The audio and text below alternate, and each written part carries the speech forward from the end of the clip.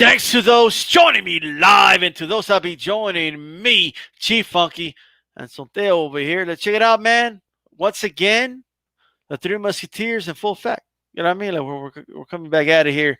I want to thank you guys for joining me. Everyone tune in to the Wednesday, July 22nd edition of Hispanics Causing Panic here on D-Style Boxing Live. And those listening on archive and on demand on the Leave It in the Ring network. By the way, speaking of Leave It in the Ring, go ahead and subscribe to the channel and check out their latest interview with Clay Collard. All right, make sure you guys go ahead and check that and catch them live and all the stuff. I'm hearing myself, but that's because I had it on the laptop over here. All right, make sure you throw a jab as you come in. All right, even if you're listening on archive, you throw a jab at the like button. Make sure that like button turns blue. Let's get that shit to over 40 likes. I believe in you guys. I know you can do it. I know it's possible. Okay, what's going on? Leave it in the ring. Already on here says, "Que pasa, vatos locos?" He said, "Man, look, man, we're gonna go over the top rank fights from yesterday, at least the top two ones. Edgar Berlanga, the New Yorker, Puerto Rican fighter, 14-0, 14 knockouts, all knockouts in the first round, right?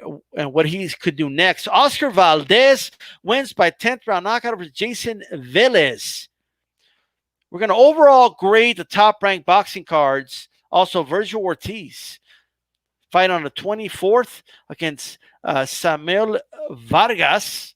Showtime card has been released along with PBC. We're excited about that. We're going to be talking about some of the fights that we like and that hopefully COVID doesn't cancel on us, but we will see how that one goes. Andy Ruiz, Chris Arreola, we didn't get to that last week on that fire show, but hopefully we can get to talking about that. With that said, Edgar Berlanga, hey, G-Funky, tell me, man, what you think? Another first-round knockout of this kid. Wow, that's all I can say. I mean, 14 fights, 14 first-round KOs. I mean, that's a pretty tremendous feat. Early in the career of this kid, he's got the makings of a star. We know that historically, whenever there's a sensational Puerto Rican fighter out there, man, he gets a lot of support from his gente. So that's always great for the sport, man. That's always good. And he's starting to make a lot of noise, man. He finally got himself on national TV. He was on at a time where there's no other boxing going on. So, all the boxing heads are watching right now. They got a chance to throw him on there, and the kid delivers, man. And that's what I like, man. I like to see that from guys who have a reputation of doing certain things, and then once they get out there, sometimes you see they kind of fall flat, or they kind of just, don't live up to the expectations. Everybody was expecting another first-round knockout here. The pressure was on, and he went out there and he got it done, man. And I like the way he did it, man. I thought he set it up brilliantly. Once he got the dude hurt, jumped right on him. He saw he was hurt, and the technique and the way he delivers those shots, man, was beautiful. I like the kid. I'm definitely going to keep my eye on him from here on out, man. And I'm excited, man. It's always, like I said, it's always good to have the Puerto Rican fighters out there doing good things because, they're great boxing fans, man. So that's always good for the sport, man. And I like it. Absolutely. And Sonteo, what you think of his performance, man? I mean, one round. What's funny is how they played. They're like, let's do the replay. Let's just play the whole fight. And that's what they did. I've been hearing about him for a while, for over a year. He's been on my radar. 14-0, 14 knockouts. My concern is, and I know people aren't going to like this, is that they're all first rounds. And I know people say fights are won in the gym, and, if he's getting good sparring, then he's getting the development there. But I don't know, there's something about being under the lights and getting used to going rounds in a live fight. I've heard nothing but good things about him. So he's with the right team. He's with Top Rank. And I guess, like G Funky said, I guess he's Puerto Rican and he might be from New Jersey or New York. So those are all good assets to have in order to be a superstar. Whenever I hear something of like that, 14-0, 14 knockouts, I always think of Fernando Vargas, and I always think of his career, And I always think of, had he just been dragged out a little bit longer and let him get into his man strength before he got thrown in there with killers like Tito and Winky Ride and those guys, that he might have had a longer career. When it comes down to it, I'm a huge boxing fan, but I'm also into the backstories, and I'm also into having boxers in it to create revenue for not only their families but their children's families and stuff like that. So good for him. I'm happy. Like I said, he's with the right team. He's with Top Rank. The guy, got nothing but good things to say about him. He's been on my radar for a while. Look, man, out of New York, Puerto Rican fighter, 168 pounds, super middleweight. And let me say this, a fighter that they could put him in there against. And the first thing I thought about was, and I could always be wrong about this, but I said, they're going to put him in there with Clay Collard. That's who they're setting him up for. And that's the first thing I thought about. It's actually a good fighter to put him in against at this juncture, and that's what I'm thinking. Because they had them fight each other, not that too many days, just a week apart, so same weight class. And I'm wondering, why did they give Clay Collard such an easy touch? And then I'm seeing this kid who, by the way, is getting easy touches too. All right. And I'm thinking this is a fight that they can make. It's a fight Top Rank can put as a main event. So that's what I'm thinking. You know what I mean? But we will see. I think he knocks Clay Collard out. I don't know if he does it in the first round, but I know he stops him as long as the fight is at least a third or fourth round stoppage, I think. But some concerns. So there's the one Sonteo just mentioned, which was he's not getting rounds in. That's number one, right? Pun intended. But number two, which he's never seen, apparently second round, if a guy can survive, like two things. When he runs into that guy, and it's going to happen, where he gives him his best shot, isn't going anywhere. Like, okay, I'm not going to knock this dude out. Because to your point, how is he going to react to that? Right? So that's a concern. But another one is, I'm looking through the guy's record. And while, look, I'm not trying to diminish the 14-0, 14 knockouts in the first round. I'm not trying to diminish that. But as a picky boxing fan, as a hardcore, right, I'm going to go back and I'm going to look at your resume, bro. I'm going to I'm going to look at the guys you've knocked out. And he hasn't really knocked out somebody that you could say, like, man, woo, I cannot picture that dude getting knocked out. I haven't seen that. Maybe not in the first, but a lot of his opponents have been knocked out before. It's funny that you say that, because 5 minutes before we got on, I did the same thing. I jumped on BoxRec and I looked at it, and the red flag was two of those fighters that he knocked out in the very beginning were in Mexico, and two of them were pro debuting, and his fourth one was in the U.S. and he was also debuting. So yeah, they're first round knockouts. But I'm just like you. I'm hardcore, and sometimes just doing a little bit of research, right, will tell you something. Yeah. Hey, Sonteo, you might have to drop off and come back on. Your audio's a little choppy.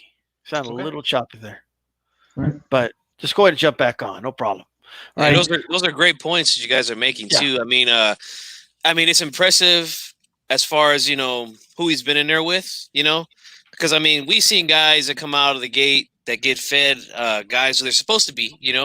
And they go on to get the W. But all first round knockouts. It's impressive. But as they start to get him in there with guys who are a much better competition. We'll see that. He's not going to be knocking everybody on the first round. That's just not going to happen. And if they feed him, or if they give him Collard, right? I think he does stop Collard. But man, I think that's a war, because that dude, he comes to fight, man. Clay Collard, he might not be the most skilled guy, the most fundamentally sound type of dude, but he said it himself. He goes, I go in there, I try to just outwill my opponent. I try to outwork him. So I think that's going to be a slugfest, man. But I do think that this kid gets him out of there, man. But man, that'll be exciting to see. Look, J Funky, I agree. It would be a good fight to look forward to. You know what I mean? Shout out to Tone Brown on here. How's it going, bro? And A-Rod to saludos, raza. Yeah, man, look. I'm impressed with, like, of course, who's not impressed? Like 14 straight fights, 14 knockouts, and all in the first round. And it will be interesting. Like, that Clay Collar fight's there's gonna be several levels to it. Like, ding ding, the bell rings. Can Clay Collar get out of the first round? Right, that's gonna be number one. Because if he can get out of the first round, he's got something already. Like, hey, I got out of the first round. You know what I mean? And then the next thing is, can Clay Collar make the distance? Like, if it's a 6-round fight, can he make it to the 6? And then the question really be after the third, fourth round, can Clay Collar pull this off? Because if the kid doesn't knock him out, Clay Collar at some point is gonna hit him back. So we might even find out if the kid himself can take a punch, bro. Because I don't want to be like, this is not all punchers, dude. But a lot of punchers end up being chinny. All right. Just throughout history. Because there's been guys like this that come out, they're knocking everybody out. Like Pájaro Moreno, his first 29 wins were like by knockout. But then like all his losses were by knockout too. Look at just Julian Jackson, bro. Monster puncher. And I'm not trying to compare him to those guys. He's not there yet. He's a prospect. But what I'm saying is they end up being chinny. So if he doesn't knock Clay Collar out in the first round, Clay Collar at some point is going to punch him in the chin. And we're going to find out, you never know. Like, Clay Collar might win that fight. And if he wins that fight, that would be crazy, bro. That would be insane, yeah. But you know what? The thing is this. If the kid goes in there, believes in his power, which he should. He's got great reason to. But like you said, guys who have power sometimes often are chinny or sometimes get knocked out. I think a lot of it has to do with them being so confident in their power, they're willing to let their hands go. And we know you're in there, you step it up in competition, you start letting your hands go. There's going to be guys going to be able to slip punches in between those shots. And we all know that it's the one that you don't see coming that connects. That's always the one that's going to hurt you, man. So he's going to have to, it's great what he's doing right now. 14-0, all by first round KO, but you still got to be working on things in the gym. You're not going to knock everybody out. So I do hope that he gets that Collard fight because I think that he will give him some good work. And Collard, I believe, will hit him with something, So we'll see if he can take a punch or not in that fight. Well, and that's what I want to see now. You never know. He might knock him out in the first and we're back to square one. But which would be amazing if he can get there. So, hey, by all means, we'll see where he goes from here, man. Shout out to him. And something like Leave It in the Ring says, while Clay isn't bound to Top Rank, he's a free agent, so I think they are now looking for more money fights. Well, no doubt about that, but if Top Rank offers him a good amount of money to fight this kid, it's an intriguing matchup. Okay, I think it could be a headline on ESPN, and it's a fight I believe people will look forward to. Because Clay Collar's been hot. He's 4-0 this year. This kid has a knockout streak. It's a fight that can make. And if you're Top Rank, you want one of your prospects to beat Collar. You know what I mean? Because he's a prospect killer. And you want one of your dudes to take, you know what I mean? They don't want him to go back to MMA and, no one ever beat him. They do want that W at some point. That's the way I see it. That's my opinion on that. Now, moving on to this. And Tone Brown already said it, but we're going to talk about it. Chief Funky, Oscar Valdez, bro, was getting slapped around, bro, by Jayson Velez. Was getting slapped around. This dude was getting slapped around, bro. His face was all red and shit. Look like a dude pissed off his dad. He was getting slapped around that fight. He was getting outboxed. Look confused, has an identity crisis on his hand, doesn't know what he is. Is he a patient fighter that's going to wait to counter? Is he going to get aggressive? He just doesn't know, bro. He's lost. Okay? He's a lost dude. And he looks, man, let me tell you something. When you look at him, you see Valdez. When Berchelt looks at him, dude, Berchelt sees like a nice meal, bro. That's what he sees. right? He's got the knife and the fork, and he's ready to carve up Valdez, bro. He's gonna carve him up, bro. That fight's anywhere near November. You know it's gonna happen because that's Thanksgiving time. Okay, he's gonna carve that dude up like a turkey, bro. He's food for Berchelt. That's what he is. It's like Top Rank's holding him up, and he's just tossing him at Berchelt, bro.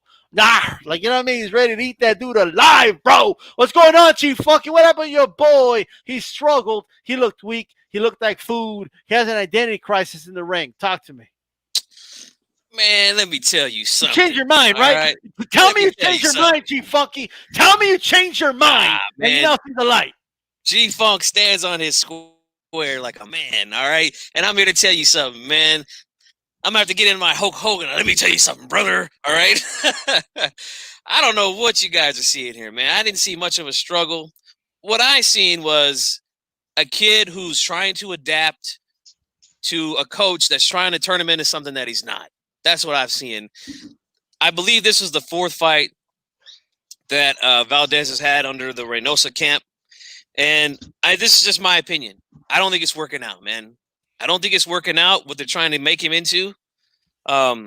This guy has no business moving around the ring like that. I mean, he's trying to outbox a guy who's much taller, has a much longer reach than him.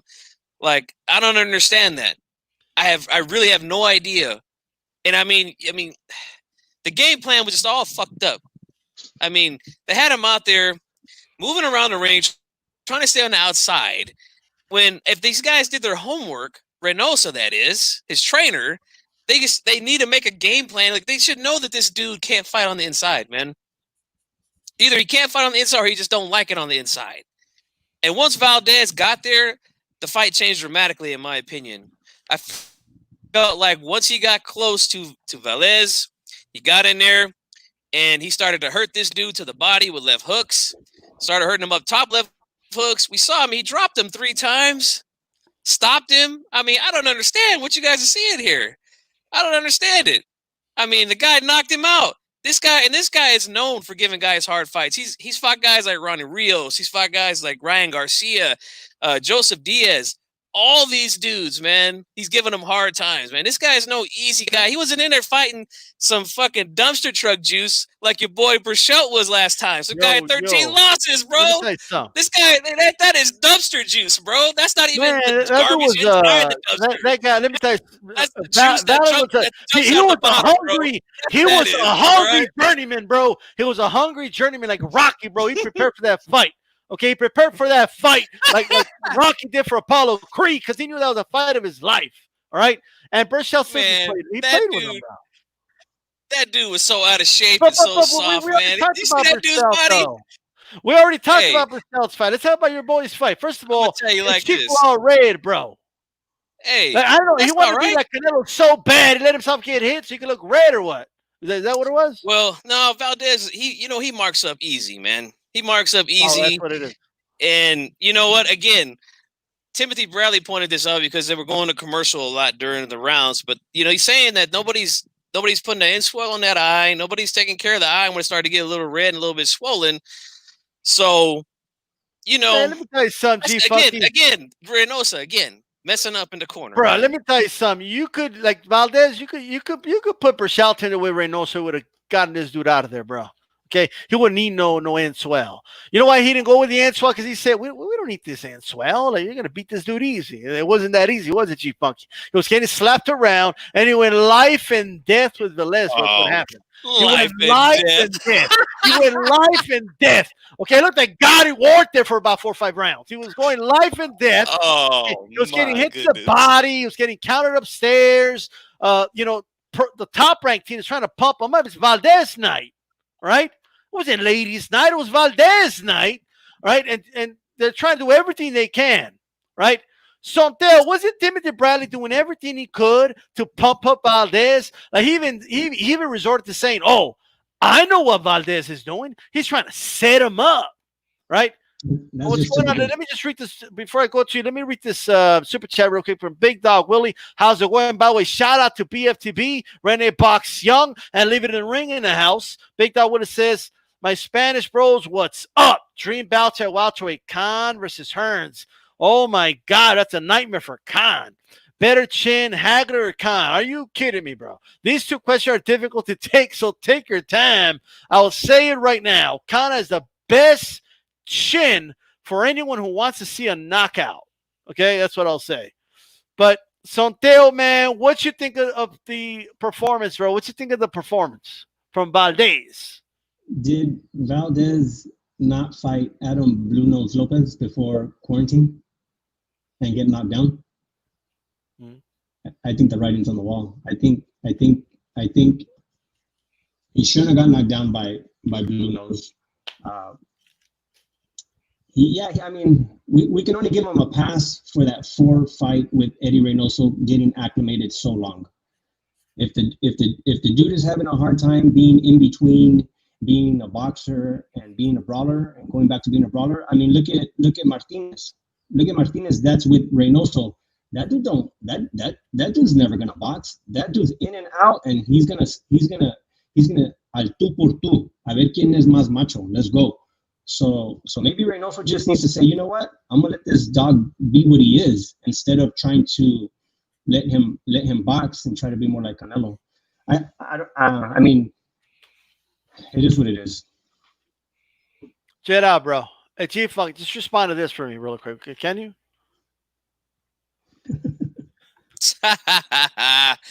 Going on, bro. He's getting ready, bro. They're gonna carve his ass up, bro. I'm telling you, he's food, bro.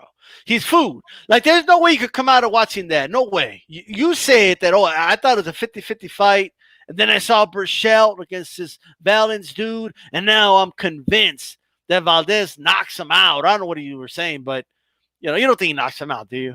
Do you think he wins decision, maybe? But let me tell you something, man. Berchelt's gonna knock him out, bro. It's not even a hard fight to call, to be honest with you. It's not a hard fight. I don't see that. I disagree with that. I think that right now, I'm going to say it right now, live on Hispanics Causing Panic, man. Valdez, I think he's going to be a nightmare for this guy, man. I really do. Because one thing I noticed with Berchelt is this. Yeah, he's tough. Yeah, he throws a lot of punches and things like that, but the guy throws a lot of wide shots. Not only that, he don't like it to the body. He's been hurt several times to the body by guys, especially a Francisco Vargas who hurt him multiple times when he fought him to the body. Man, he beat the shit out of Vargas. He gets clipped an awful lot by guys that are far less sharp than a Valdez. He ended Vargas, bro. What do you mean? Let me tell you something, man. Valdez, man, that boy is so sharp with them shots, man. He's so crisp. He's like a extra crispy, bro, like a bucket of KFC. He's gonna be feeding Berchelt them left hooks all night, baby. All night. Hold on.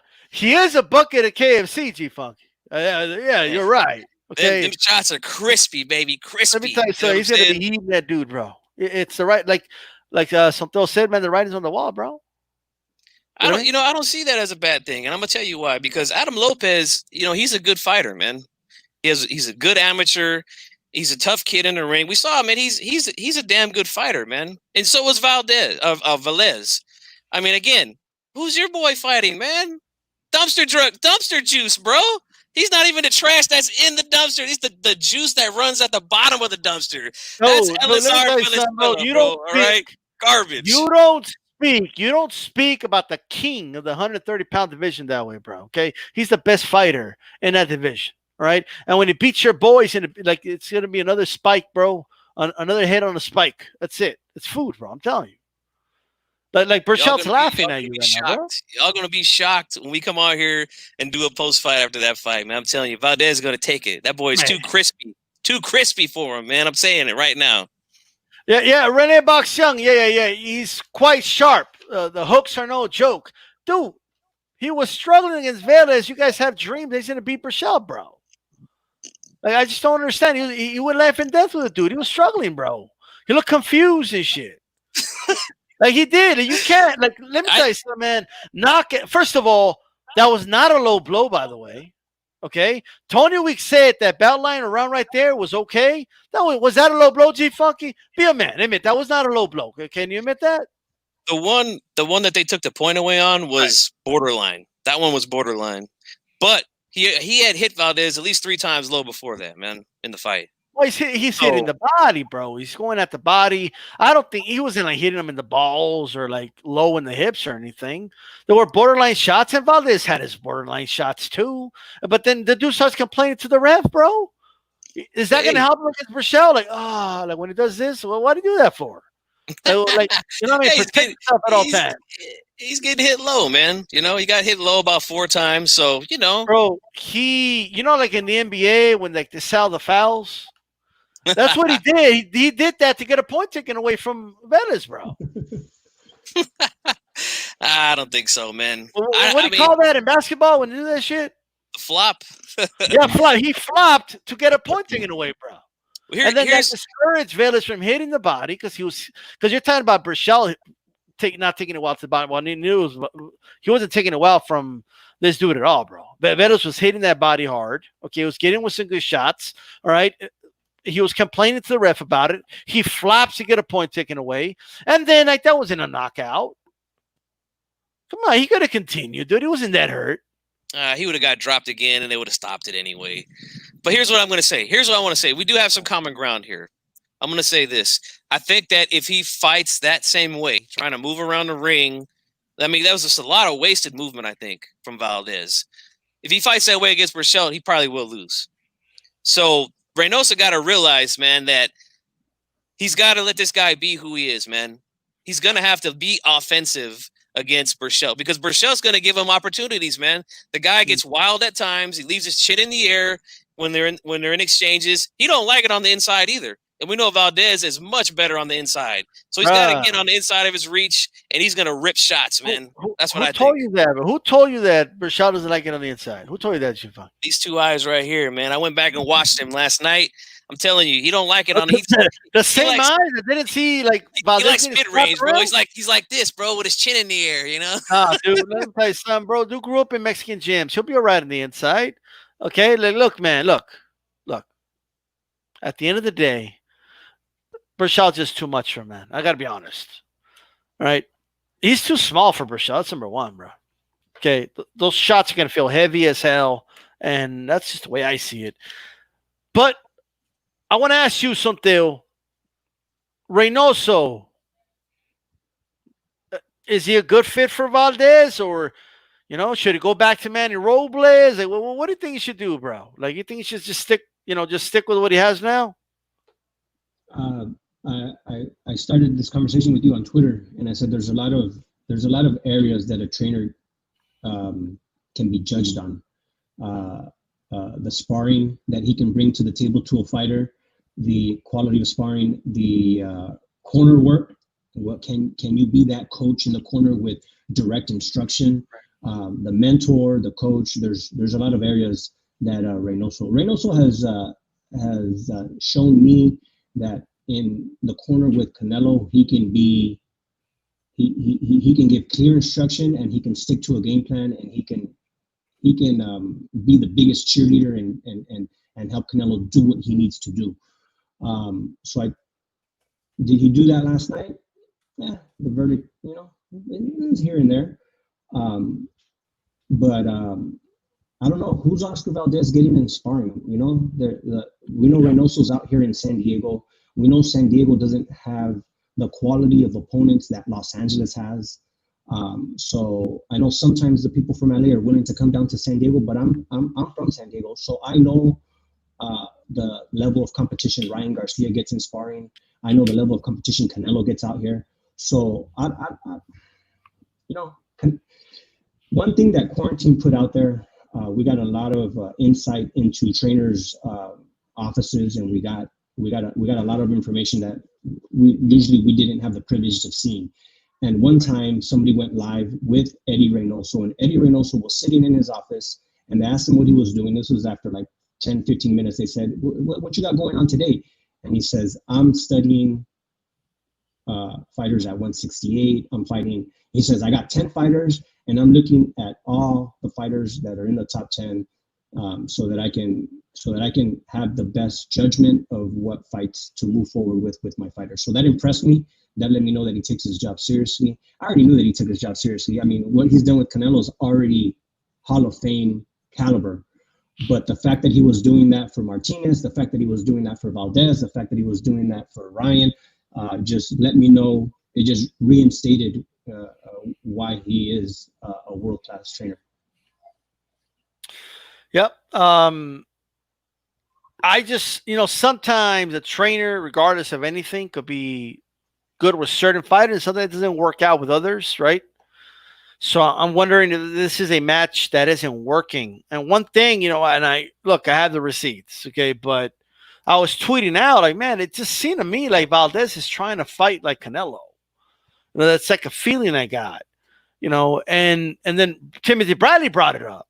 He's like, well, what is he trying to be, Canelo? He's trying to train him like Canelo, and Bradley was really going in on, and I don't know if this is true or not. It's just Bradley's kind of like saying, you got to be ready, for these fights and do your research. And I don't think they did that. And who knows if they did or they didn't. Maybe Valdez just isn't that good, and G-Funk just has to kind of accept it. You know what I mean? But at the end of the day, Reynoso, we're going to see, because he's getting a lot of world-class fighters under his belt. I don't know, Neri's going to stay with him, because I kind of heard that Neri went and left, but I don't know. There's a lot of reports.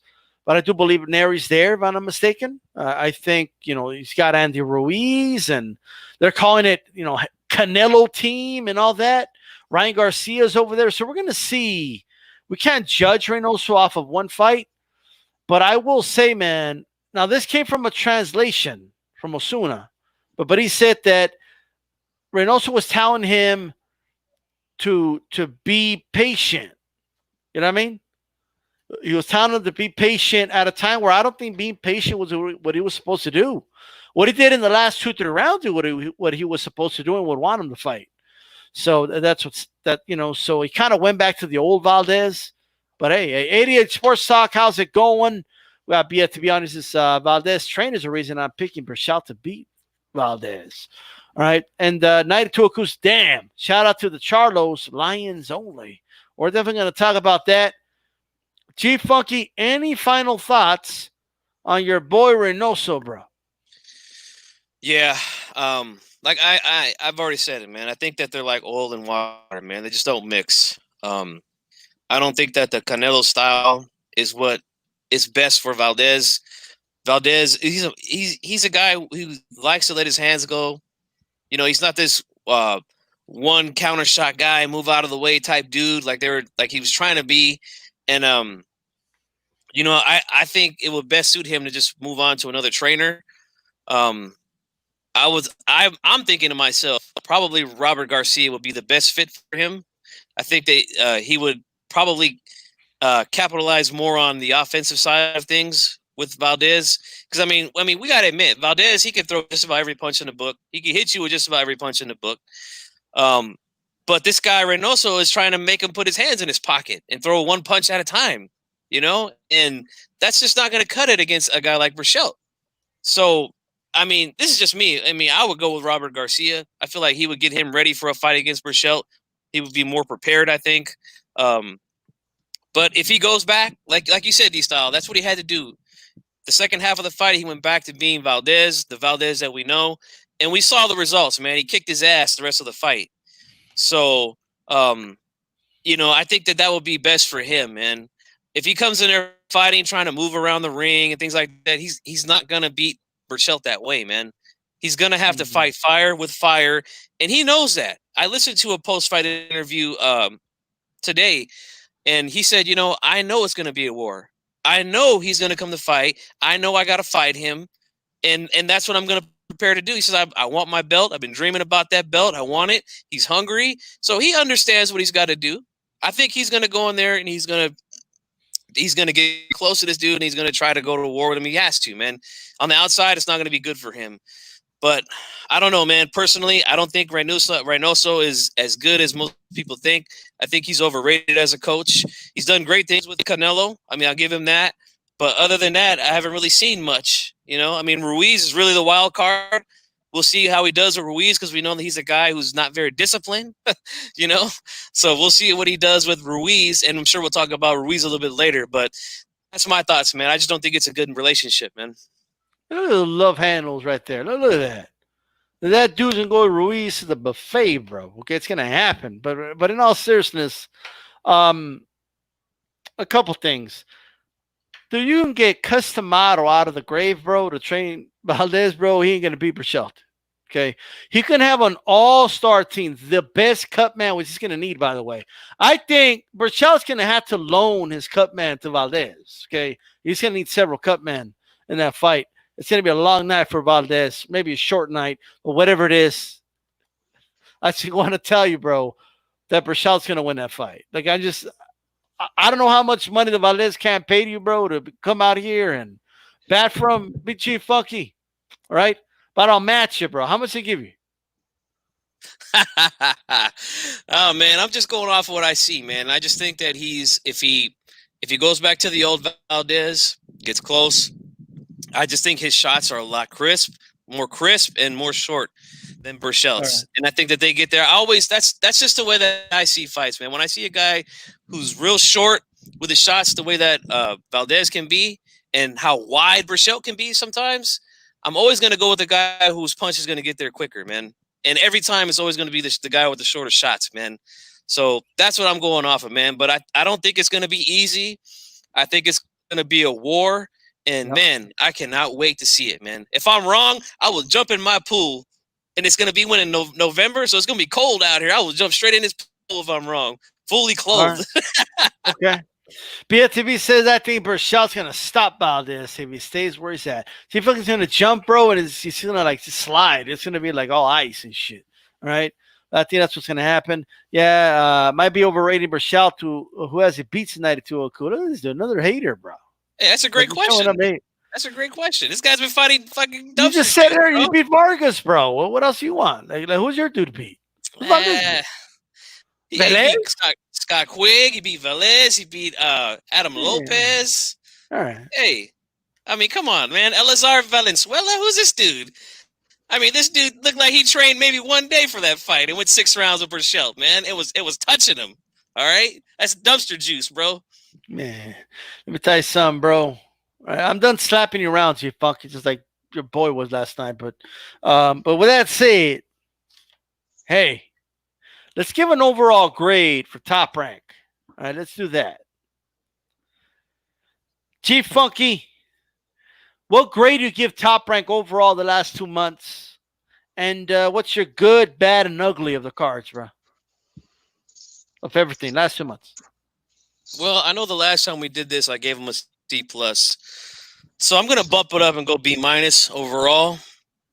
The bad was obviously a lot of the matchmaking.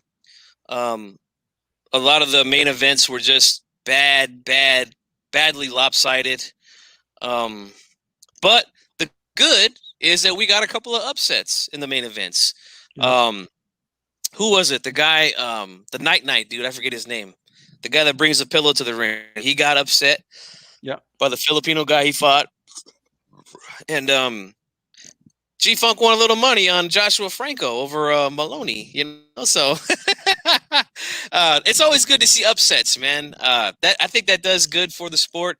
You know, I like the fact that guys were coming back to the bubble and fighting more than once. Like Robesi Ramirez came back, fought twice. Clay Collard came back to fight twice. Elvis Rodriguez, who fought last night, he fought twice on the bubble. I like it, man. These guys are saying, look, I'm in here. I'm getting easy work. I'm getting rid of these dudes early. Hey, let me come back. Let me come back and get some more work, you know? I like that when guys are active. I know it's not the best competition, but you know what? I like when dudes stay busy. They try to stay sharp and things like that. So that's the good that I've seen and the bad that I've seen. And overall, I'll give it a B-, man. And, you know, I know a lot of people were disappointed with it. But, hey, man, I'm a hardcore fan. I need my fix. It was there. I watched every single one. So, you know, I liked it, man. Here's to you, Top Rank. Thanks for giving us something when we had nothing, you know? Man, a B-, bro. Holy shit. Now, before I get to you, Theo, shout out to Trill Boxing Talk, a.k.a. Black Fight Fan TV, says, I used to love Oscar Valdez. The last fight I seen Valdez in, he vacated everything Chepo taught him when it turned into a war. Miguel Berchelt, a bad motherfucker. And he was built for it. I got Berchelt. Oscar is white as fuck. There you go. All right. How about that, G Funky? He's going to drink his beer. Look at that. With a Amir Khan glass chin. All right. But anyway, so and thank you very much. I appreciate the support, bro. Thank you for that. And Sonteo, man, well, what grade do you give the top ranked cards? And give me some good, bad, and ugly. The good thing is that they were putting fights on when nobody else was. So Bob Arum's relationship with ESPN came in at a perfect time. Why? We're in a pandemic. Group sports aren't going anywhere. They're not doing anything. We have no football. We have no baseball. We have nothing. So the fact that Bob Arum and ESPN have this network deal, he was able to get fighters fights on ESPN. We're hardcore fans, so we like the stars, but we also like the contenders and we like the prospects. So right. I think looking at it from a regular fan or a casual fan, I think it's easy to say, well, you're giving me garbage, But from a business standpoint, I like that Top Rank kept its doors open and was giving these guys paychecks. When nobody else was handing out paychecks, Golden Boy wasn't handing out paychecks, PBC was not handing out paychecks. For 2 months, these guys have brought in people like G Funky just said, like Joshua Franco, from an opposite promotion to try to get Andrew a title fight against Andrew Maloney. That was an upset. So the good thing is there was upsets. The ugly, I don't know, commentary. What else can I say? They don't always have the best commentary. I wish they had Christina Poncher on there before they had Timothy Bradley. There's people out here with a lot of talent, and why do I need Tim Bradley telling me, just because he's the next fighter? Nah, man, keep it pushing. Bring on some people with talent that got interesting things to say. So there's positive and there's negatives. For the fact that they kept their doors open, people might not like it. I give them an A-. All right. What was the score? What was that again? I give them an A-. Yep. Right. Okay. I'm gonna give him a C. D-Style's gonna give him a C, which is still okay. I mean, let's be honest. It wasn't the best, possible fights that they could have done for us. You know what I mean? They gave us some okay fights, but it wasn't anything crazy. We're honest. Some good fights, some bad fights. Some okay, some horrible ones. But I'm gonna give him a C. I'm glad you mentioned, because look, first of all, the good. I think Clay Collar was a good part. Which is a good story. You know what I mean? Maybe a story we would have paid attention to if boxing was more active. Like before we had COVID. So. And it also gave guys that wouldn't usually be on TV an opportunity to be televised, and be upper on the cards. I mean, let's be honest, a lot of these would be dark matches. They wouldn't be on television. And they even came out and they would admit that, like, oh, hey, these guys, they wouldn't usually be on TV. But the bad is the fact that also opened it up for a lot of trash fights, and there was some fights. I did see some guys in there that I understand it's not a bodybuilding contest, but you just don't belong in the ring. Like, you belong in a sofa with me watching the fight. Why are you in the ring? Like, there was that dude that looked like a biker, and the other guy that looked like he ate Andy Ruiz. Like, that dude, like I couldn't believe what I was watching. And if you're gonna look like that, man, you better give me some good. You better be kicking some serious ass.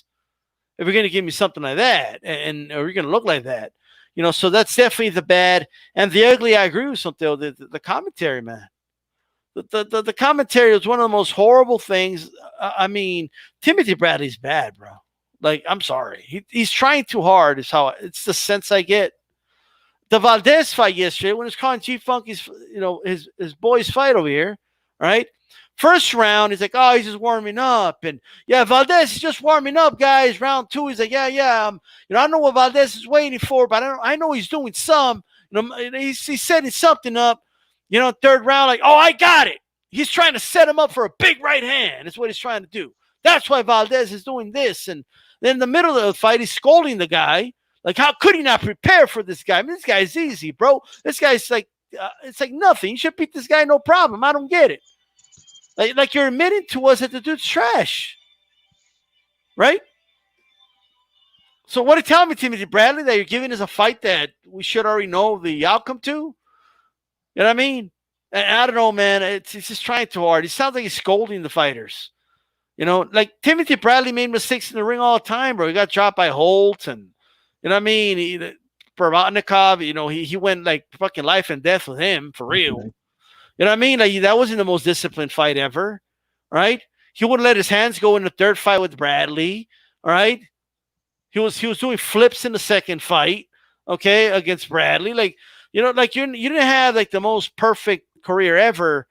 And by the way, you don't need two boxers in there calling the fight. It's like Ward says something and Timothy Bradley tries to outdo him. Like, no, what I think is happening is this. Like why you like he didn't say anything outrageous. Like what he said just made sense, Bradley. Like chill. But I do wish they would separate the guys. Go ahead, Chief Funky. I agree. I think it's too much insider information for a lot of guys, you know, especially for the casuals, you know, because like you said, Ward will say something, you know, that's technical about the fight or a fighter, what they're doing in there. And then Bradley, yeah, Dre, you know, I agree 100%, Dre, you know, when I'm in there, I'm doing this and I'm doing that, you know, and it's just, I think it's just a little too much information, man. I think just one analyst and then another, just a regular commentator. I think that's good, man. You know, just my opinion though. I agree, man. I think the commentary it's just a little too much. And not only that, they're not there. So that like, it's kind of like the timing's kind of weird, you know, between the guys. Like, I don't know, man. It's just, but you know, that's just what we're dealing with COVID. So, but yeah, I agree with you guys, man. The commentator was not as good. It was not as good. And I do you get what I mean though? By like, it sounds like Bradley scolding the guys. Like I just feel like, dude, Bradley, it's during the fight, bro. You know what I mean? Like they're already in the ring fighting. You're not his coach. Like you're over there like, what you got to do is you got to throw a left behind the right.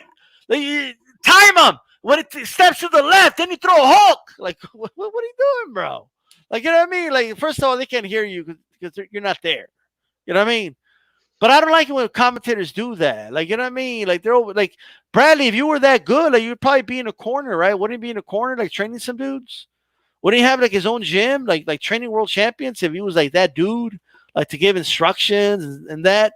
Maybe he can, but maybe that's what he should do instead, because I do think it's, like, too much processing for casuals, you know? Like, I get where he's coming from, but sometimes – I'll be honest. I just think that he's just saying it to say it. Like he'll be saying the guy's having a hard time when he really isn't, or you know, like that's how I feel. Like in Cepeda fight, it was a little too preachy. Like Cepeda was controlling the fight. Like he didn't really need your advice, you know. So that's my thoughts on that. So yeah. On some good news. Vergil Ortiz, before I get to that, this is the Wednesday, July 22nd edition of Hispanics Causing Panic. Make sure you throw a jab at my like button. Make sure that like does turn blue. Shout out to Big Dog Willie and Black Fight Fan TV for your donations to the channel. Much appreciated.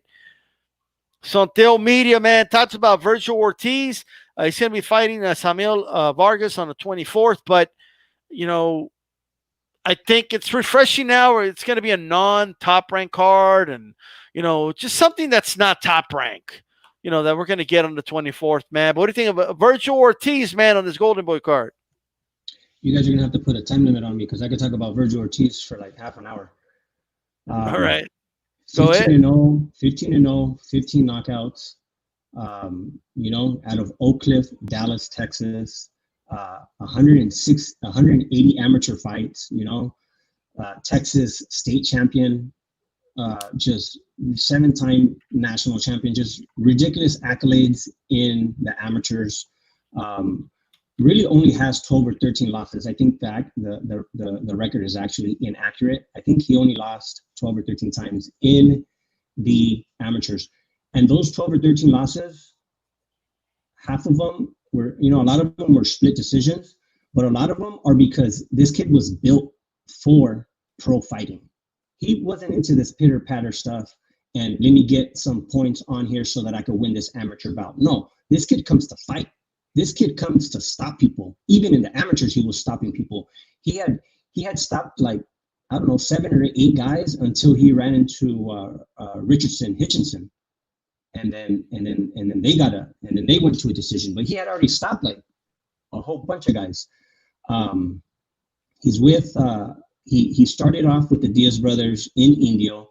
The reason he started with Antonio Diaz was because they knew each other from the amateurs. He had already Vergil actually beat several of Antonio's amateur fighters in these national tournaments. So when his dad approached him and said, "You're going to turn pro, who do you want your head trainer?" His dad's always been his head trainer, but he said, "Who do you want to train with?" The natural decision for him was to go with Antonio. He knew him. He was comfortable with him. He had already fought his other guys. He saw him a lot in all these amateur amateur tournaments. So that's where they started. After a couple years, Vergil Sr., being his head trainer and training him since he was 5 years old, didn't like the style that his son's career was going. So he pulled the reins and said, "Hey, I'm gonna take my son back, and he's not fighting the style that I taught him. So I'm going to pull him. I'm going to be his head trainer." And then the decision to move after 8 or 9 pro fights, they made a move to Team RGBA with Robert Garcia in Riverside. So in his sparring at the Diaz gym in Indio, he got to fight people like Timothy Bradley. I'm pretty sure he's fought Bradley. I'm not 100% sure, but I know he sparred Lucas Matisse, and I know he sparred Thomas Delorme. So already good sparring from a very young age. Now with Robert, he's got the best sparring in the world with unified champion Jose Ramirez, WBO and WBC junior welterweight champion Jose Ramirez. He has Josecito Lopez that he used in preparation for this fight. Josecito's no slouch. We saw what he did with Thurman. We saw what he did with Victor Ortiz, broke his jaw. So he's got people like those two. He's got he's been in there. The timing hasn't been right. He's been in there a few times with Mikey, but the timing isn't right, and they're usually not in camp at the same time. But they have sparred, and he's helping. He's got Leo Ruiz, who was a 9-0 prospect from the San Bernardino area. He's getting work from Jackson Marinas, who was a 135-pounder who is about to fight on one of these PBC cards versus Rollies. So, I mean, like I said, this kid is built for the long haul. He trains 7 days a week. When the quarantine hit, he flew back from Riverside back to Dallas, back to Grand Prairie. He was still running every day. He didn't have a heavy bag or a speed bag at home, but he was getting mitt work with his dad, and he was getting mitt work with his assistant trainer Hector Beltran, who is his assistant, is one of the assistants that he has. Like I said, I could talk about Vergil forever. This kid is phenomenal. This kid is the real deal. This kid is could possibly be the face of boxing for a very long time. I'm glad him and Errol buried the hatchet. There were a couple statements that were put out there on social media that went back and forth, but it looks like Errol said, "Hey, good luck in your fight. I like what you're doing for the city." And Vergil replied, "Thanks, I like what you're doing too." So hopefully that squashed anything that was going on social media between them. It's a great card. The main event is Vergil Ortiz. They got Hector Tanajara, who is 19-0 from San Antonio, fighting Mercito Gesta. They got Hector Valdez, another guy that grew up in the Viveros gym from Oak Cliff. Hector Valdez, who's 12-0 with 8 knockouts. Sinisa Estrada's on the card. They got Evan Sanchez, who's from the Central Valley RGBA from Parlier. I could talk about this forever, guys. You guys got to put a muzzle on me because Vergil Ortiz is keep going, bro. Keep going. Is the man. That guy's the man. He's with Robert now. I mean, he's hurting elbows when he does mitt work. This guy's a machine. He has help. Being with Robert helps you not only get great sparring, but you get a lot of other trainers. And there's a strength and conditioning coach in there that his brand is called Fight Force. His name is Charles Tremblay, and he's helping Vergil do strength and conditioning. And they're doing some top of the line work. And he's also helping him with his recovery. And I think he's helping him with a little bit with his diet. So I think Charles Tremblay's been with Jose Ramirez for the last 10 years. And I think he's now helped Vergil in his last 2 or 3 fights. So it's a world-class gym. You're not going to get better sparring anywhere. So the fact that he's in there getting the sparring, he's ready to go. The sad part is that I think he's going to get him out of there in 1 or 2 rounds. That he's not gonna get 5 or 6 like he did against Antonio Orozco. I think Antonio Orozco gave him. Well, I know Brad Solomon gave him 5, and I think Orozco gave him 6. And I think just like we were talking about Edgar Berlanga, he made Orozco bend the knee, bro. He made Orozco bend the knee. Yep. So I'm glad that he's headlining. He was scheduled to fight March 28th before this whole thing fought. He was already sparring 10 rounds. He was in mid-March when this whole thing hit. You know, this COVID-19, all the gyms closed, no more sports. He was already in Riverside. He was only 2 or 3 weeks away from headlining his own show at the Forum in Inglewood, in Los Angeles. They had done a great job pricing tickets high and low, so that they can get a lot of people in there and get him known. It's amazing how all the fighters from LA go to Texas, and how all the Texas fighters come to LA to get different exposure. I'm not a marketing guy, but I can put 1 and 2 together, and I can see how they try. It's between New York, Texas, and LA. Those are the 3 biggest markets in the U.S. I'm glad PBC went to Atlanta. That was a great move.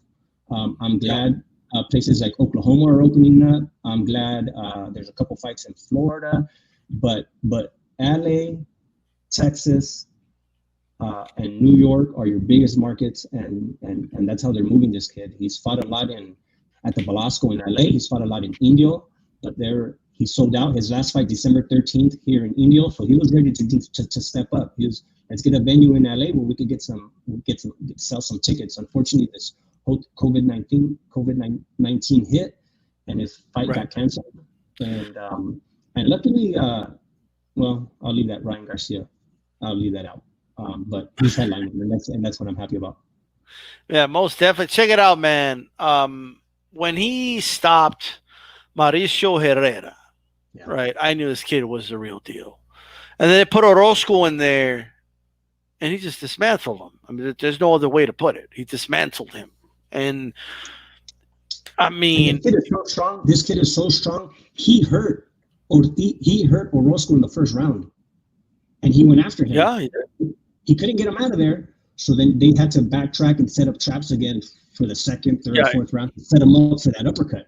But he hurt him in that first. That's how strong this kid is. His dad has trained him to throw the perfect punch every single time. This guy is a perfectionist. His dad is a perfectionist.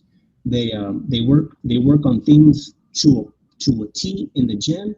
And when this guy throws a punch, his feet are in the perfect place, his head is in the perfect place, and his punch is exactly where his dad wants it to be, whether it's to the body or to the top. These guys are the real deal. Absolutely, man. Hey, well said, bro. Great information on Vergil Ortiz. Chief Funky, what do you think, man? Are you excited to watch Vergil? Or I know you're a Ryan Garcia guy, but it's okay. I mean, are you excited for Vergil Ortiz, bro? Man, that was so good, bro. Now I got to pop another beer open for that, man. Hey, it's you, Santiago, man. That was good shit, man. But man, I don't really know what to say anymore. How do you follow something like that, you know? But I agree, man. I think that this kid is he's the real deal. He's going to be a problem for years. And, you know, I'm excited to see him come back. I think he's going to blow this dude out quickly. And, you know, I know you brought up Ryan, but you know what, Ryan, start taking notes, man. This is the way you should behave, man. Like, you don't see this guy complaining about money. You don't see him doing all this bitching and moaning that you're doing on Twitter and all this other nonsense. Like, stop being a yaron, all right? And just get in there and fight like this kid, man. Look, he's staying busy.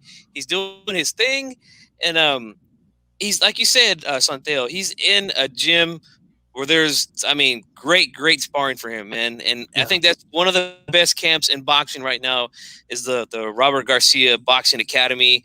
It's top notch, and he's getting everything that he needs to get, man. I mean, the ceiling is so high for this kid, man. And you can see how serious he takes the sport. He's not letting these things get to his head. At least not now. He's not. He looks like he's very focused and very determined, and that's something that I love to see in young kids like this, man. A lot of times you see young kids when they start to get praised for certain things, like they start to act like Ryan Garcia, well, I need this, I need that, like he's just like, you know what? Let me fight. Let me do my thing. Let me lay hands on people. That's what I do for a living, And he's going to go in here on Friday and he's going to show out, man. He's going to get this dude out of there. And, I'm really excited for this kid's future, man. I really want to see what he does. And, he's going to take over the 140-pound division, man, in a few years. If he stays there, he might, who knows? He might move up to 147. Who knows? But if he stays at 140, he's going to take over, man. Check it out. Speaking of that, right? There was some rumblings about him wanting Crawford, right? So I want to ask you first, in your honest opinion, how far is Vergil Ortiz before he's ready for a Terence Crawford? Anywhere from now to the next 4 years. What do you think he's ready for Terence Crawford? Okay. So in his post-fight interview, after fighting Orozco in Grand Prairie, they asked him what his dream match was. And his dream match was versus Errol Spence. Yeah. And then the great follow-up question was, do you want that to be your next fight? And his answer was, honest is honest. Just said, no. Give him to me in a year or two and give him to me at 154. Right. So that tells you a lot. It tells you he's got a good head on his shoulders. He's telling you that he's humble enough to know that he's not ready for that just yet. He wants to test some deep waters with some other contenders. Go 8, 9, 10 with somebody else before he went with Earl. The difference between Earl and Terence Crawford is, I think Terence Crawford is smaller. I think both Vergil's only 22 years old, and Spence is, I think, 29. Those guys suck down to 147. So I think it's a catch-22. He's got to, before he goes to 154, I think he's got to get that Terence Crawford fight. I think Terence Crawford, when he met up with Earl and Terence, and they saw each other at that Top Rank card, I think it was in Oklahoma or something like that, I could see the difference in the size. I know Earl was wearing sweats and stuff, but I think just naturally bigger, these guys are just naturally bigger. They belong at 154. They're just that talented and that dedicated that they can suck down to 147. I think I have to give the same answer that he gave for Terence Crawford. Give him another year. Give him another 4 fights. This guy's active. This guy, as soon as he's done fighting, give him 2-3 weeks. He can start another camp. He fought 4 times in 2019. This kid turned pro in 2016. He's already 15-0. This guy's a machine. Give him another 4 fights in 2021. And I think he can fight Terence Crawford. I think he's being honest when he says, when you listen to Vergil Sr., his dad, talk about him, he says he's still a puppy. So what I hear when he says that is that he hasn't developed his man strength yet. he doesn't have his full pop. Even though right now he's knocking guys out, I don't think he has that full pop. What do they say? When you grow into you're 24 or 23 when you start technically growing as a man. Pretty much. And they also say you hit your prime as a boxer like at 27 or 28. So they're very smart. They've thought this out, and they're saying, let me get my best chance against Errol Spence. I'm not going to give him the advantage. I'm not going to get him when I'm 22, 23. Give him to me when I'm 24 and he's 31. And let's take our chances. Let's roll the dice. These guys are the cream of the crop. Like they come from the same gym. Errol comes from the same gym in Oak Cliff. Earl went to the Olympics in 2012. Vergil was ready to go in 2016, but that's a long story. And USA boxing did their thing, and he didn't go to the Olympics. He turned pro. But these guys are from Gene Vivero's gym in Oak Cliff. They used to see each other. They never sparred each other. There's a big gap. There's a big gap in age difference, and there's a big gap in size at the time. But these guys, that's a huge fight for Dallas. And you can talk to True Boxing with Black Fight Fan TV, and they'll talk about that fight for 30 minutes straight. Exactly. Check it out, man. Big Dog Willis says Vergil Ortiz needs to fight Ennis, Ugas, or Danny Garcia before he gets to Crawford or Spence. And look, I'm looking at around a year and a half or so, 2 years, and I think he'll be ready for somebody like that. I think this kid is that good. My eyes are not deceiving me. You know, this kid is the real deal. And look, I'm high on Ennis too, but they're not. I mean, I would love to see that fight. I just don't think they're going to make that fight. Right. You know, maybe when they're both like world champions or something, but I don't know if we're going to see that before. But if they do it, shit, I'm all for it. You know what I mean? Ugas, maybe 2-3 more fights before Ugas. Danny Garcia, shit, I think he could beat Danny Garcia right now, but it just isn't a hurry, you know, just that there really isn't. Like, time is on Vergil Ortiz's side, period. Like he don't have to take the fight right now. He's not. Now, once they put him in there and he wins a world title, then, hey, I'm going to be like with everybody else. It's time to face the best. You know, but as of right now, man, they're moving him along smoothly, and that's just the way I see it, man. G-Funky, how long do you give him before he's ready for somebody like Crawford? That's a fight people have been kind of clamoring about. Well, if he wants to beat Crawford, I agree. He's going to have to wait, you know, year and a half to 2 years. But on the other hand is this, man. You guys know I've said this several times here and on my channel that I think that Bud is the best fighter right now, skill-wise. You know, I like what he does. He's a switch hitter. But at the same time, I mean, this guy's got to get busy too, man. I mean, since he's been at 147, he has, and I mean, I know I got on Berchelt earlier, but he's been the same. He's been fighting dumpster juice. You know, I mean, he's been fighting dumpster juice. Let's just be honest, you know? And I don't know about that, but all right. I mean, man, You're telling me like the guy that defeated Manny Pacquiao, Jeff Horn, is dumpster juice? Is that what you're telling me right now? I think he's dumpster juice. Like he did something like your boy Thurman couldn't do. He beat Pacquiao. He didn't get dropped by Pacquiao and shit. He didn't get like almost knocked out with a body shot like Pacquiao, like Keith Thurman did. You're right, he didn't. But honestly, I still think Pacquiao won that fight. Yeah, but it could have gone either way, bro. It could have gone either way. It was a close fight. Close fight, but I feel Pacquiao should have got the win. But I'm not big on Jeff Horn. Dumpster juice to me. No.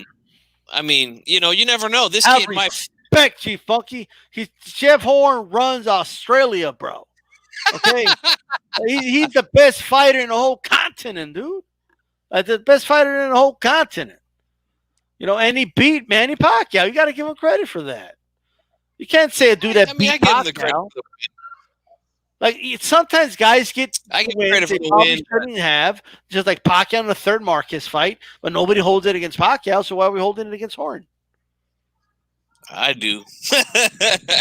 I'm one of those dudes that does, but what about I think Machine, realistically, bro. Like, his nickname is Mean Machine. All right, Mean Machine. That's dumpster juice, bro. First of all, you know what? Dumpster juice. All bullshit aside, put Mean Machine in the ring with Vergil Ortiz. That's what I want to see. Put him in the Yeah. ring. Let's put Mean Machine in the ring with Vergil Ortiz, and we will know then if he's ready for a Crawford or not. Because I think he destroys Mean Machine. Mean Machine's too basic, bro. What do you think, Dale? Mean Machine against Vergil Ortiz? Because it's going to be Mean Machine versus the Machine. What do you think? Yeah, he blows Mean Machine out of there. Does Mean Machine drop him like he dropped Crawford? Hell no. No, but you're gonna have to come in there with a sledgehammer to drop Vergil. Yo, like Crawford got dropped, bro. We still got Crawford fans in denial about that. Okay, like they're still in denial. Like he did, he pulled. He pulled like I'm just saying, man. He dropped him. That was a legit knockdown, man. And I'm a big Crawford guy. I love Crawford, but I mean, hey, it is what it is, man. This is boxing, man. Sometimes you get hit, you go down. Look, he got up and finished him. So I mean, it's not like you don't have to make excuses. The guy got hit, he went down, and he got up. But I think Ortiz gets dumpster juice, Mean Machine out of there within 6 rounds. Dumpster machine, but no, bro, but you can't. Oh, don't start overusing dumpster juice, G Funky. Okay, you're like Vince McMahon over here. You catch a good line, you keep using it over and over again, and losing its value, bro. Like you went from kind to do with 13 losses, dumpster juice, and then now you're calling like Jeff Horn to do that beat Manny Pacquiao dumpster juice. I mean, I'm not big on Jeff Horn, and like I said, I thought he lost that fight. Close fight though. Thought he lost it. Thought he got a hometown decision. Who else has Crawford been in there with since he's been at 147? Amir Khan. Yo, Amir Khan versus Vergil Ortiz, bro. Let's do it. That's the next fight I want to see. That's a knockout. Remember, you know what? I don't think Khan wins the round in that fight. Maybe the first round, maybe, but outside of that, bro, I don't think Khan takes that fight. To be honest with you, I don't think he wants to see that work. Just give him some moolah and he'll get in the ring. But we will see how that goes, man. Vergil blasts green beans out easily. That's a complete mismatch. It's BFTB.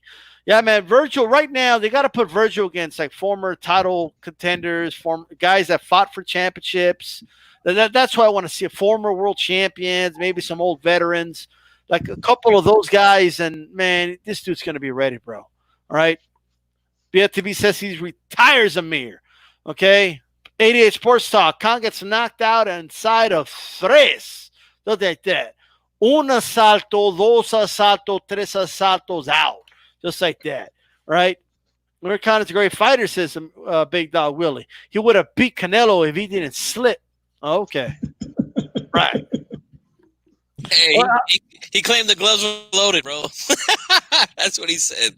Well, they probably felt loaded, but the dude went to sleep. You know what I mean? Check it out, man. Really quick, Chief Funky. If you do not mind doing the honor, let me get it here. Hold on. I think you know where I'm going, but where's that? Okay, there it is. Anyway, moving on. We're moving on. But we're listening on Leave It in the Ring Network. It's a picture of Monster Inoue. All right? You're listening to the Wednesday, July 22nd edition of Hispanics Cause a Panic. Shout out to everyone watching on Facebook, YouTube, live, and also to those watching on archive on my channel. Subscribe if you like the content. Subscribe to Sonteo Media as well. All right? Subscribe to G Funky 84. Make sure you guys do that, man. Great content. Make sure you guys check that out. Follow me on Twitter at D-Style Boxing. Follow Chief Funky as well and Sonteo Media on there too. Check it out, man. Showtime card, man. Some Showtime fights came out, and they must have heard our prayers or something. You know what I mean? They must have heard us because they're like, man, these guys need help. They need to hear about some great fights, and that's what they did, man. Hey, it wouldn't shock you to know that the head writer of ESPN, bro, for the first 4 or 5 hours didn't say anything about any of these fights. But that's a random fact. It's just a random Back, maybe he was doing some business stuff. Who knows? But check it out.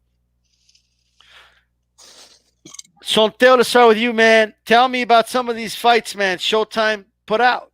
You know, which one of those fights are you personally looking forward to? I want to see the Charlos. I'm gonna be dead honest with you guys. I want to see Charlo, Jamal if getting a chance versus Derevyanchenko. We know Derevyanchenko is in there with Triple G. That's a firefight. I like that Jamal is not going after Harrison anymore and leaving that alone, leave that behind, and move against Jayson Rosario. And we know what Jayson Rosario did with J-Rock. So those are the two fights that scream at me that say, yes, I'm the ugly is that it's potentially a pay-per-view. I don't know. I won't say how ugly it is until they advertise at what price point that pay-per-view is going to be. The good is that they're keeping all these guys busy. I see Lipinets on here. I see Stephen Fulton, David Benavidez, Erickson Lubin, Chris Colbert. All those guys need fights. We've been in this for 3 to 4 months, and those guys need to stay active. I'm not a huge fan of Leo Santa Cruz versus Tank, but that double one, both belts, 135, 130. I'm gonna use G Funky's words. You know, that's just like juice. How are you gonna have a fight? How are you gonna have a fight with a belt at two different divisions on the line? What is that? What are we doing? The first time I heard of that. That's just somebody else mentioned that it's happened one time before, and it was in recent history, but that just screams. Oh, if he can't make 135, then at least he's fighting for one belt at 130. I don't know, man. That's just. I'm excited about the Charlos. That's all I care about. Charlos. So it happened in the the Mayweather Maidana, I believe, was from 147 and 154. That's what they okay, said. and then but the first time I know of it was Ray Leonard against Donnie, right? And it was at 168 the weigh in, but the 175 belt was on the line as well. You know what I mean? The weird thing about that, man, is it like is Santa Cruz wins, he's going to be a 135-pound champion, even though it was at 130. Is that what you're telling me? I think so. That's the weirdest thing I've ever heard, man. Yeah, that's definitely the bad. I don't know that about that, but hey, you know that's boxing. You know what I mean? It comes with a price. You know, it's just it's the way it is. When you get a good boxing fight, I almost feel like we're making a deal with the devil. Like there's something bad that comes with it. You know what I mean? Like, are you sure you want this fight? Like, yeah, give me that fight. Like, you know, well, here it's gonna come with this. You know, that's how I feel about that. Jamal versus Rosario fire since the 88 Sports. Episode 92. Aku says finally Showtime fights. You guys burying the lead. All right. Well, let me tell you something, man. This is something that was announced. G Funky, what are you looking forward to, bro? I'm with Santeo, man. I'm gonna say the Charlos, man. They're getting their chance on pay-per-view. Not only that, look, they're in there with some good comp, man. And this is something like I've been, for some reason I've been called a Charlo supporter. I don't know why, but I've been called a Charlo supporter by a few dudes. I haven't even made a video about Charlo until last week, you know.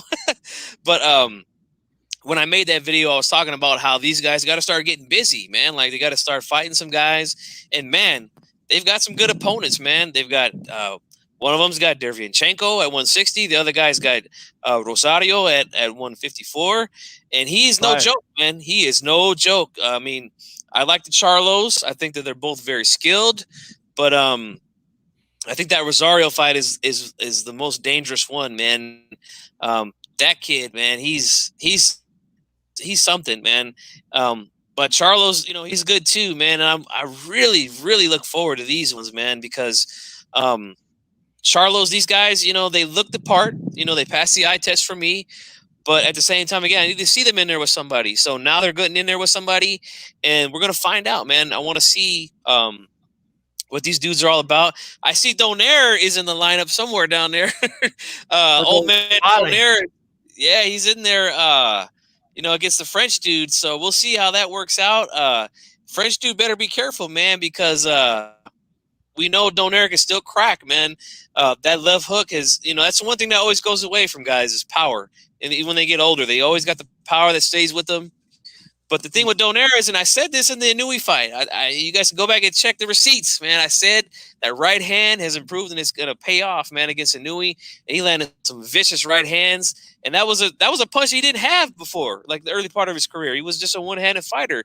So I want to see how he does against the French dude. And again, I mean, the Santa Cruz Davis fight, I mean, I hate to say it again, but again, with the whole weight thing, dumpster juice. All right. Dumpster juice.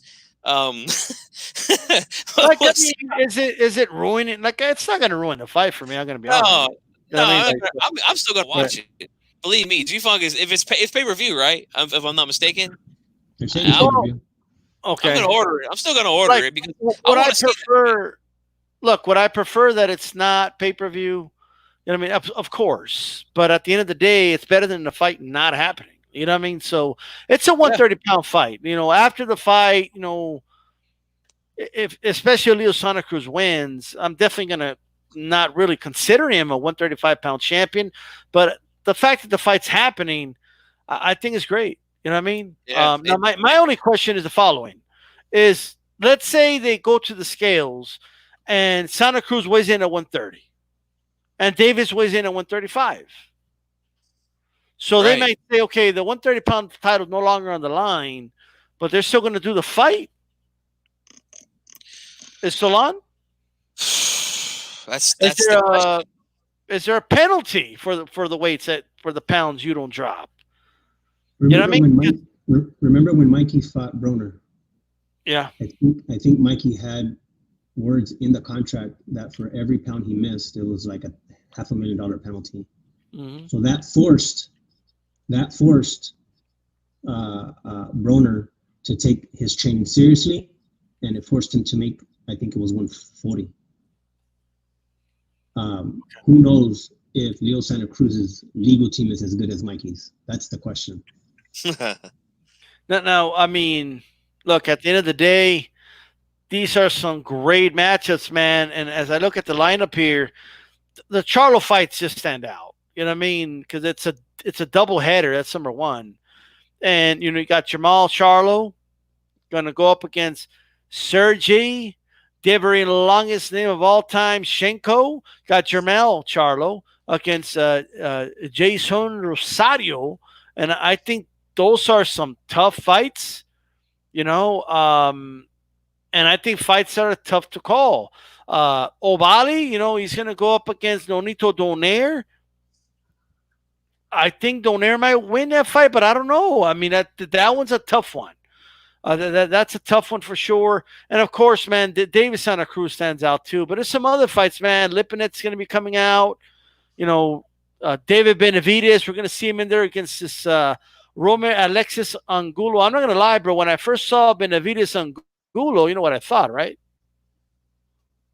Oh. I thought yeah. I was like, what? Are you kidding me? But yeah, some decent, some good, and some really, really good fights. And I'm gonna be honest right now. It's better than most of the top ranked shit we've been seeing. If they could pull this off. And we're not even getting to the undercards yet. All right. Chief Funky, is COVID going to interrupt some of these? I hope it doesn't, but it just seems like it's inevitable at this point, man. I mean, some of these fights, especially Santa Cruz, starting from the Santa Cruz fight and Davis, that's cold and flu season mixed in with COVID that's still around. So I just hope that these guys, Davis and Santa Cruz, they try to stay as healthy as possible during this time.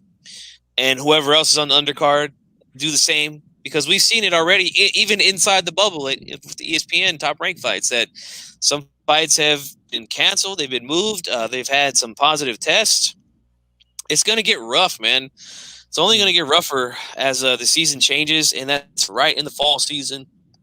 So Man, I just hope that these guys, they stay disciplined. I mean, I know it's tough, man, um, having to stay at home all the time and not do anything. But you know what, man, it's just something that we got to get through, man. And I hope that these dudes do the right thing and stay disciplined. They're on pay per view. I already see guys complaining about pay per view. I mean, can we just?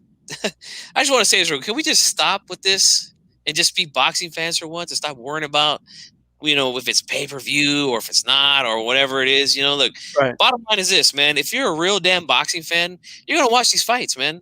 And if you don't want to pay for it, you're gonna find a way to pay. You're gonna find a way to see it. Okay, I'm not gonna tell you. I'm not gonna tell you how to do that, but we all know Yeah, there's like, can ways to we, get. yeah, can we stop pretending like you guys aren't going to do what you got to do to watch the fight anyway? Like, can we stop the Exactly. fake outrage? Like, can you guys stop, oh, I can't believe it's. Then don't pay for it and do what you got to do. How about that? Right. Like, you guys pay for the zone and they ain't giving you shit for all you dudes that paid $99 for the zone earlier this year. Have you gotten your money's worth? We're in July, bro. We're almost done with July.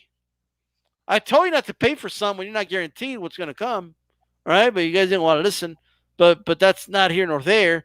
But that doesn't mean I don't want the zone to succeed. I want all these things to succeed. I want Top Rank with ESPN to succeed. I want the zone to succeed with Golden Boy and with Eddie Hearn. I want to see PBC succeed. I want Showtime and Fox to succeed. It's all good for boxing. You know how many people came out and, oh man, all these PBC fanboys all excited about these fights? No, Right. like maybe some of us just like the fights. You know, maybe I'm just looking forward to some of these fights. How about that? All right. How about we're just looking forward to these fights and that's it, right? If you want to pay for it, no problem. Okay, I'll pay for it and I'll bring your girl to my house and we'll watch. How about that? Okay. If you don't want to fucking pay for it, a bunch of cheap asses over here. Okay. She don't want to watch it on your laptop with you anyway, right? If you don't want to pay for the damn fight, right?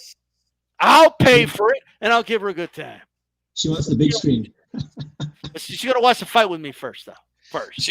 Now she can come here and watch it in the pool with me. All right. Yeah, that's right. It doesn't matter. Well, whatever it is, bro. Okay. Let's stop. At the end of the day, everyone is just shedding on shit. Oh, pay per view, bro. The Charlo's on pay per view. Like, at the end of the day, they got to put some of these fights on pay per view because it's a lower budget for boxing. You fucking geniuses. All right? They have to. They don't have a choice.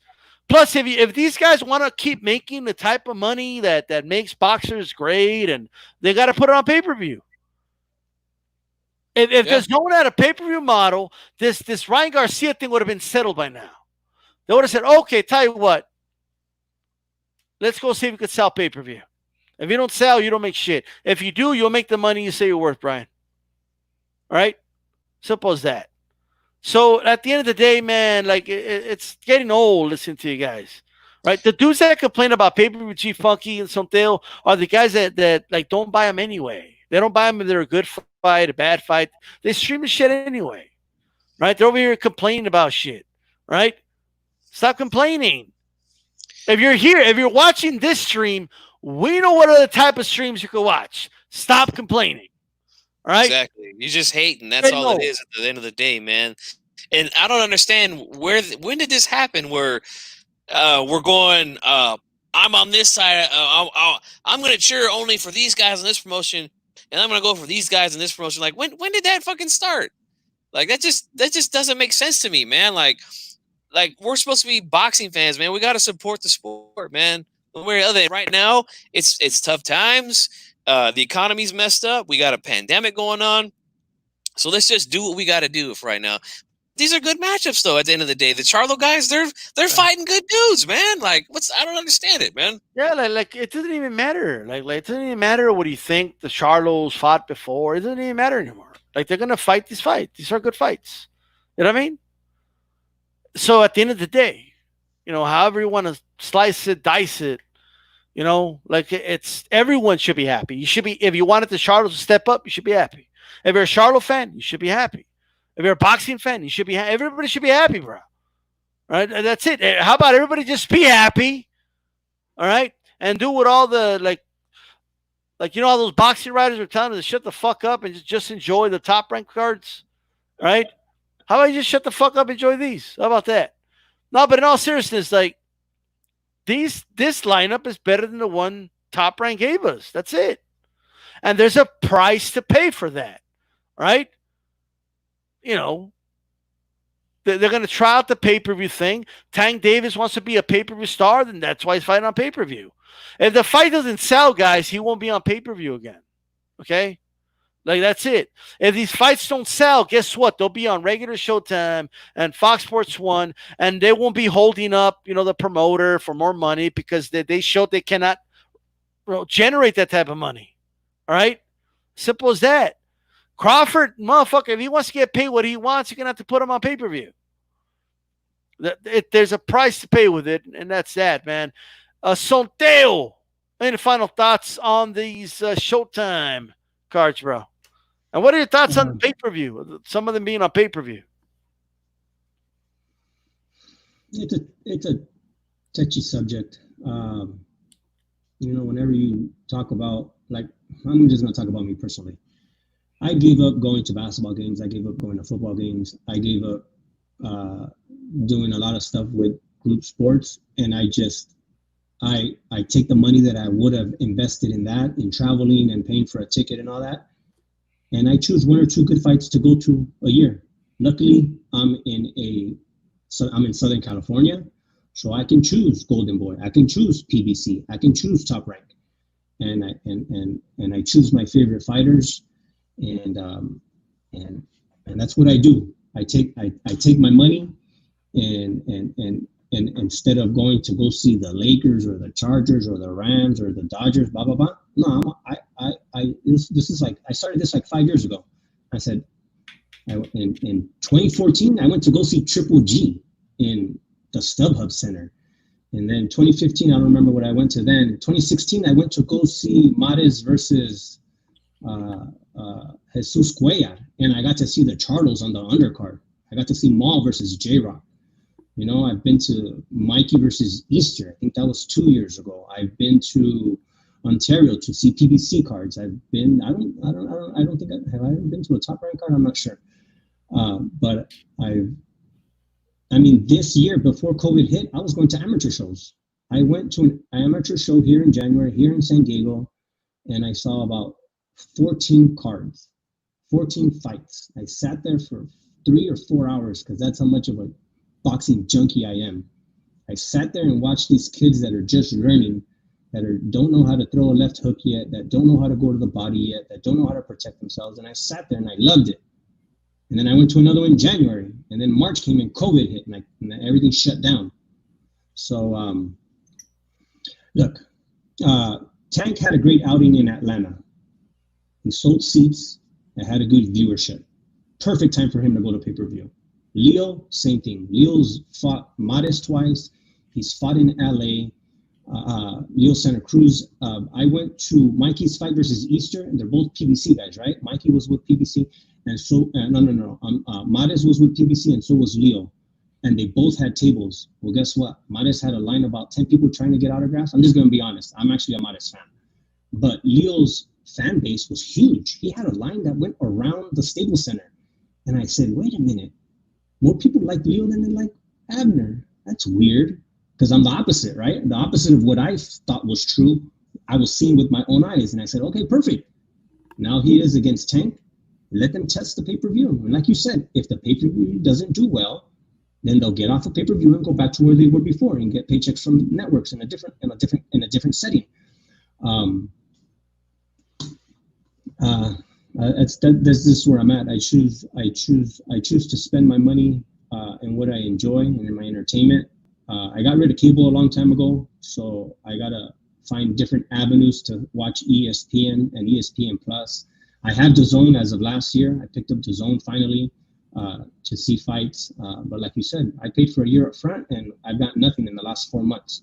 But luckily, I'm going to get Vergil on Friday, and we'll see where that goes. Man, they're throwing you a bone, bro. Finally, like, here you go. Throwing me a bone. So it gets tricky. You know, people are at different places in their lives. People like to spend their money differently. But that's a choice that I made. I said, I'm a boxing fan. I'm going to stop going to these Charger games. I'm going to stop going to these baseball games as much as I do, and just get a $100 ticket, $120 ticket. I remember I bought 7 tickets. I wanted to take my whole family and my friends when that PBC card was in LA, and I did, and I had a blast. So it's who I am. I don't want to tell people where to spend their money or how to do that, but money is a touchy subject. It means different things to different people. But I think you do, and you couldn't have one guy buy it and invite 5 friends. So the numbers were great. And I don't remember what the numbers were a month ago or 2 weeks ago. I don't know exactly where it was, but it sounds like the numbers were doing good again. So let's find out what the market does. Al Heyman has done such a good job with the Charlos. He's done such a good job with Leo, with Abner, with Mikey, with Deontay Wilder. Let's see. Let's test this market in this pandemic and see where it takes us. Absolutely, man. Check it out, man. At the end of the day, I want to go over some predictions here, regard like what we should be talking as fans, and not whether we want pay-per-view or not. And like, I don't buy I know, and Bruce Gold, you say you don't buy from Eddie Hearn. That's cool. You know what I mean? Just you do what you got to do if you want to see some of those fights. You know what I mean? This isn't the only type of stream, but like, let's talk about what we should be talking about is who's going to win these fights. So number one. G Funky is Nonito Donaire going to beat O'Bali, bro? Is he going to beat Frenchie, or what's up? Oh man, put me right on the hot seat, bro. I can tell you this, man. Donaire, like I said, he's added that right hand to the mix, and I think that's really what's given him this sort of rejuvenance that's happened in the later half of his career. He looked damn good in that Inouye fight. I think if they were prime for prime, I think Donaire probably wins that fight. But he's getting up there in age, and he lost. But if I was gonna say like this, if he could land one of those left hooks, I think he knocks this dude out, man. I do, because he's got better. The straight hand, the straight's gotten better too. Yes. That right hand has improved a lot, man, because, I mean, right around the time when he was at the peak, I would say, when HBO, Max Kellerman was saying, Donaire is top 3 pound for pound right now. Like, he was strictly a one-handed fighter at that point. He didn't really have a right hand. But as time went on, he's made some adjustments, man, and added that to the mix. So, I don't know, man. I think if he catches him clean, he can put him out, though, man, for sure. I have to study the fight a little bit more. I mean, I know you throw me on the hot seat right now. I got to go back and study Frenchie a little bit. I hear you. Check it out, man. If he wins and Nonito wins that fight, I mean, it'll set up a good rematch with Ringendahl, in my opinion. That's a fight that they could do, and I wouldn't mind revisiting, despite the fact that the first fight was pretty clearly Ringendahl fight, but I wouldn't mind seeing it again, especially if Nonito Donaire can win a title against this pretty, Obali's a pretty solid fighter, and it will be interesting. Has Ringendahl slowed down a little bit? So that's why I want to see that one. Sonteo, man, Derenchenko against Jermall Charlo. Who do you think wins that fight? I think Maul pulls it out in 12. I think Maul's going to have to dig deep, but I think he has what it takes. But I got Jermall versus Derenchenko in 12. Unanimous decision. All right. Chief Funky. What about the other Charlo? Jermall against Rosario. How do you see that one? Oh, man. That's a great. So hot? What's going on? I know. This seat is burning up right now, man. Right now, I'm favoring Rosario to win that fight. All right. But, man, I think it's going to be a good fight, man. Both of these guys, man, both these brothers, man, they have stepped up to the plate. They've got some nice challenges in front of them, man. And I think that Jermell, is he the one that at 154 and then Jamal's the guy at 160? I get him confused, man. But I think he's got the tougher matchup for sure. I mean, don't get me wrong, Derevyanchenko's no pushover. You know, he can fight. We saw that against Triple G, and he fought hard against Jacobs. So you know he can fight, man. But I think that Rosario is man, he's gonna be a tough fight for Charlo, man. I would favor him just slightly right now, man. Check out 92 Aku is confident. He says big dog. I think 154 is Charlo. That's Jermel. They're trying to count the 154-pound Charlo. It's hilarious. But Jermel says versus Rosado is 50-50. But he's taking the underdog, and he says he's 100% sure Derby beats Charlo. Man, 100%, bro. Nah, man, I think Jamal's going to win that fight, bro. I think he's going to win that fight. He's going to pull it off. He might knock him out late. That's what I think. That's what I think is going to happen. And so, Theo, one more fight here. Tank Davis versus, your boy, bro. Who do you think wins that fight, man? Davis or Santa Cruz? I can only go by their last performances, and Tank did not look good versus Gamboa. He should not have gone the full distance with Gamboa. Gamboa's done. Gamboa has no business being in there with the elite, and that just showed me how much Tank, the undisciplined Tank, is. I give it to Leo. Leo's going to be very careful. Mm-hmm. Leo's going to be in and out of there, touching him. He's not going to take a lot of chances with Davis because he knows Tank has that one shot power. So I give it to Leo in a 12-round split decision. Leo Santa Cruz by decision. G Funky, you concur or you disagree? Well, what's up? Well, I said this last week that I was big on Tank Davis. I see the potential, I see the talent, I see the skill set that he has. But all that goes out the window, man, when he's not making weight, when he's not showing up for fights. From my perspective, it looks like he's not focused, like he's not taking guys seriously. He's having issues out of the ring. I mean, with all that being said, Leo Santa Cruz, he's been consistent, man. I mean, we know he comes in shape. He doesn't miss weight. He's a volume puncher. He stays on you. Right now, I'm favoring Leo Santa Cruz, man. So I do concur with what Santiago just said. As of right now, I'm favoring Leo Santa Cruz, man. If Tank comes on his A game, it's going to be tough.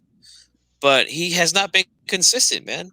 He hasn't been consistent, and Santa Cruz has. So, as of right now, I'm favoring Santa Cruz. I gotcha. Man, Naitukus is tanked by Murda, and Big Dog Willie tanked by Brutal Coelho. Like this, Big Dog Willie and Naituku are now agreeing. They were disagreeing about everything. But now they're agreeing, and that's what boxing's all about. No, man, I think a lot of Tank fans out there are underestimating Leo Santa Cruz. You guys are underestimating the hell out of him. I'm going to tell you straight up right now.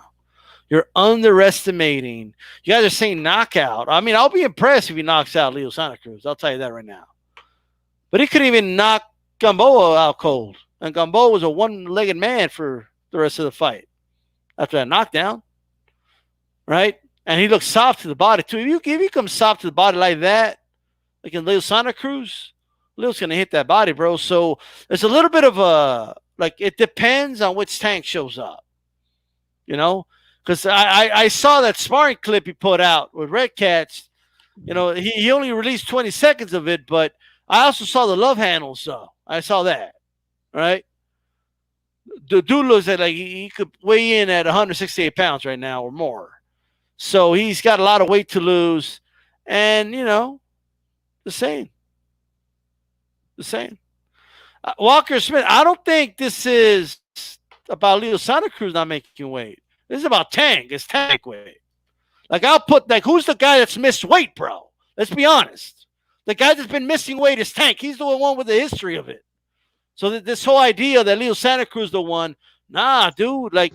The reason, I'll bet anything. The reason we got 2 belts on the line from 2 weight classes, okay, in all seriousness, man, or maybe you meant Tank, but I'm just saying, you know what I mean? Big Dog Willie, I mean, look, he ducked Rigondeaux. That's it. That's the only guy he ducked. But a lot of guys ducked Rigondeaux, we're honest. You know what I mean? A lot of guys did. But that doesn't make him a ducker for life. He's fought a lot of great fighters. He's fought better fighters than Tank. And I'll book it. Book it. Anybody want to go, all right, anybody want to talk resume versus resume? He has a better resume than Tank, all right? And all I'm saying, when they brought Lomachenko's name, dude didn't talk much, right? 1 minute his promoters trying to make him look bad. Next minute his promoters trying to, protect him. And the dude's all over the place. Tank is a letdown waiting to happen, just like Adrian Broner was. You book it, okay? You take that to the bank. I know it'll be Leo Santa Cruz, but at some point, that's what it's going to be. I'm just saying. At the end of the day, let me tell you, volume, he has more volume than Tank. It's a lot harder than a lot of people are making out to be. Go ahead, Chief Funky. I agree, man. I think that if Tank doesn't come in at 100% in shape, doesn't take Leo Santa Cruz like he should, I think it's going to be a long night for him, man. We know Santa Cruz is a guy who can go a hard 12. We know he's going to be punching nonstop on Tank. So if Tank is just looking to land one big shot and hurt Leo or something like that, I don't think that's going to happen, man. I just don't. I think it's going to be tough, man. And he's going to take this guy 12 rounds. I think it's going to go 12 rounds. And, we're going to see, man, if Tank is disciplined enough to get in a gym, make weight, and come in with the right game plan against Leo Santa Cruz. We know what Leo Santa Cruz is about, man. Every fight he comes in, he fights the same way. We know what he's about. I mean, he always makes weight. He's been consistent, man. So that's the main reason why I'm rolling with him, man. I know Tank's got the faster hands. He utilizes the Mayweather defensive style and things like that, but he's not Mayweather, guys. He's just not.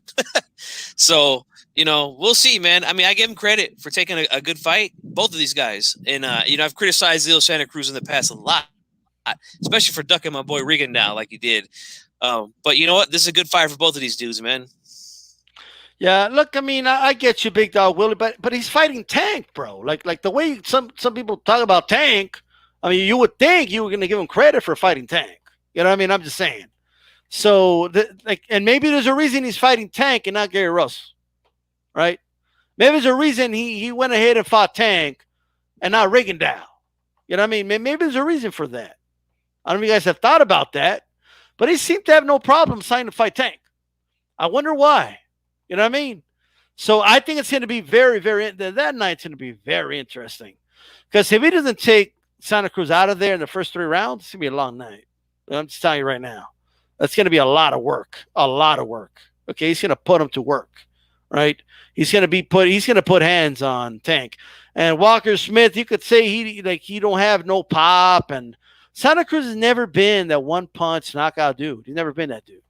You know what I mean? Like he's always been a swarmer, like a guy that puts a lot of punches together and stuff like that. But we'll see when he puts hands on him. We will see. You know what I mean? That's it, though. Well, that's it. If Tank comes in shape, and ready to go, I'm gonna favor Tank. I'm gonna favor him to win. But it ain't a lock though. It's a close fight. I'm saying that right now. Yes, and you're right. If he comes in tip-top shape, it's a good fight, man. But if he's not in shape, man, and if he had to have a fat camp instead of having a real training camp, Santa Cruz is going to take this dude to deep water, man. Mm-hmm. And it might not end pretty for Tank. Because Santa Cruz, he's going to be all over him. He's going to be throwing punches nonstop. It's going to be tough for him down the stretch, man. Boy, Big Dog Willie. The reason Big Dog Willie wants all the fights to get canceled for COVID, he don't want that work for Santa Cruz, bro. He don't want Santa Cruz in the ring. Let me just say that. No, they got to cancel all the fights. Now, Big Dog Willie, nobody was saying that about Pedraza, bro. No, nobody picked Pedraza to beat Tank. Find me somebody. Show me some receipts, bro. Who picked Pedraza to beat Tank? I wouldn't say I picked Tank to win that fight by knockout. I don't know about that one, bro. You know what I mean? Plus, go back and watch that fight. If he doesn't get the knockout, who knows what happens? So, Pedraza ain't no Leo Santa Cruz. You know? And I'm just saying, Walker Smith says Leo looked like a completely different fighter, 130 compared to 126, but not in a good way. Okay, I mean, everybody loses some pop as they move up. Everybody. But let me tell you something. Tank didn't look so good when he moved up. The Tank looked good at 135. To you, Chief Funk, did he look good? Did he look amazing to you? When he fought a dude that was dragging the other foot around and shit? I was expecting him to get Gamboa out of there. And this is coming from a guy who I really liked Gamboa when he first came over here from Cuba. And as he's gotten older, he slowed down a little bit. And he's always been chinny. That's the thing with Gamboa. He's always been chinny. So I was expecting Gervonta to touch his chin, hurt him a little bit, possibly even stop him. Then I find out that, he tears his Achilles during the fight and he ends up going 12 rounds. And I'm just like, man, Tank he's just not stepping it up to that next level, man. And if he doesn't do that here, it's going to be a long night, man, because Santa Cruz is going to work, Absolutely.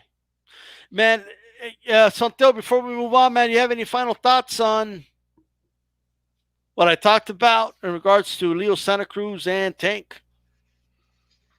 You guys have touched on most of them, but we just got to go with Tank's previous fights and, what he did with Gamboa and just him not being able to land with the same trainer. And, he was with Kevin Cunningham. The best is just hit and miss, even if he gets down to 130.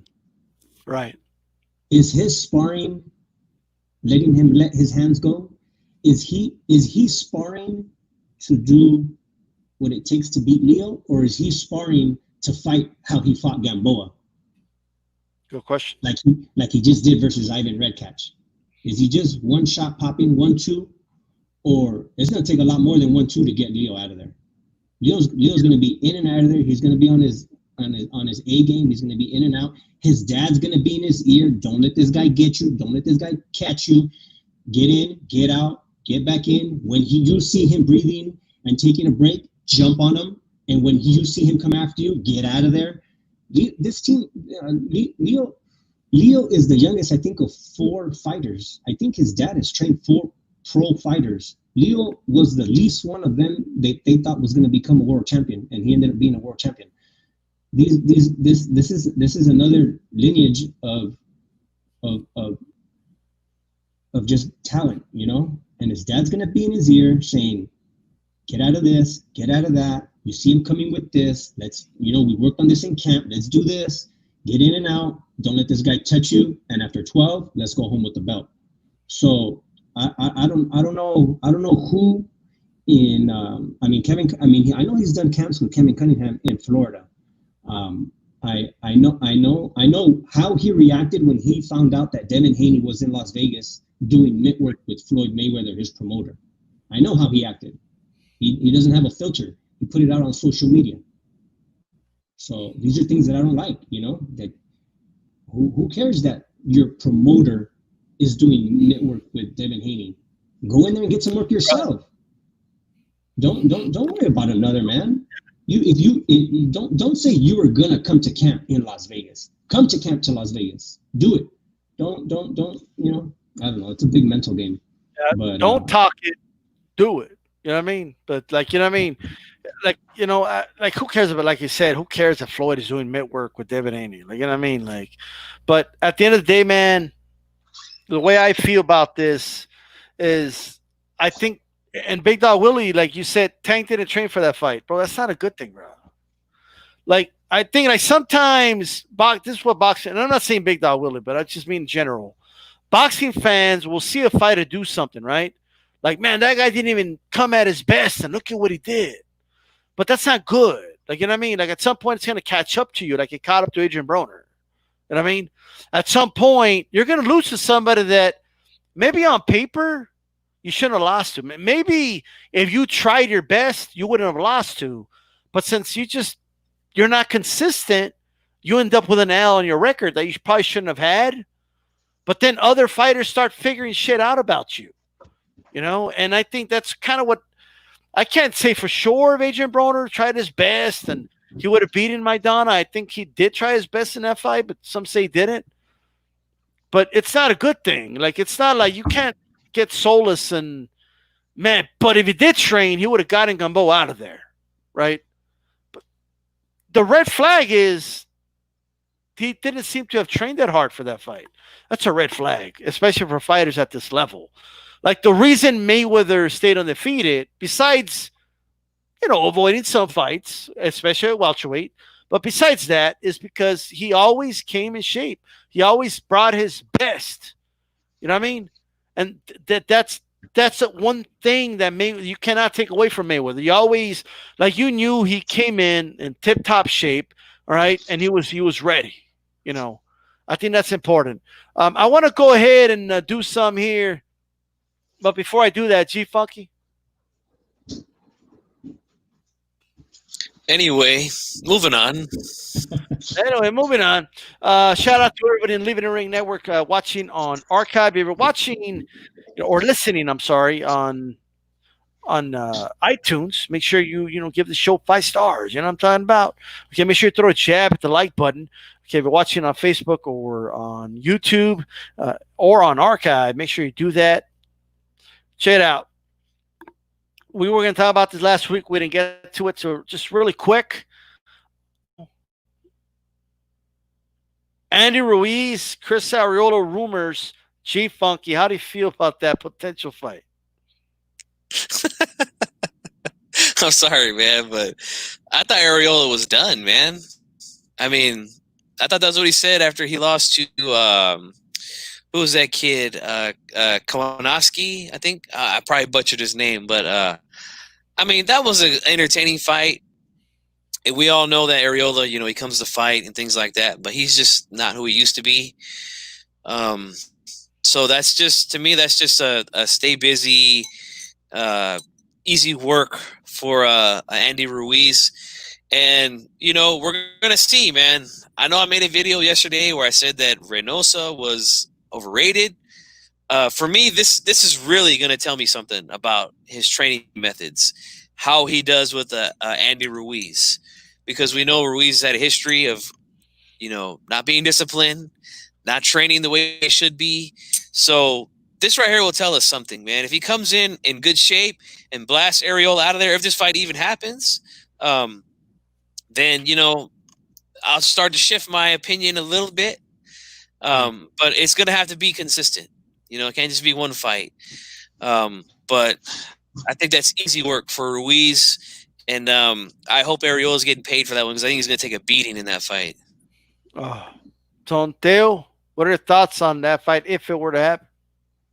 Just like G Funky said, Chris Arreola's he's done. He's been done for a while. But Andy Ruiz shows that he's athletic. Although he doesn't look athletic, he's very athletic and can get the work done in there. So he'll get rid of Chris Arreola, and Chris Arreola will retire.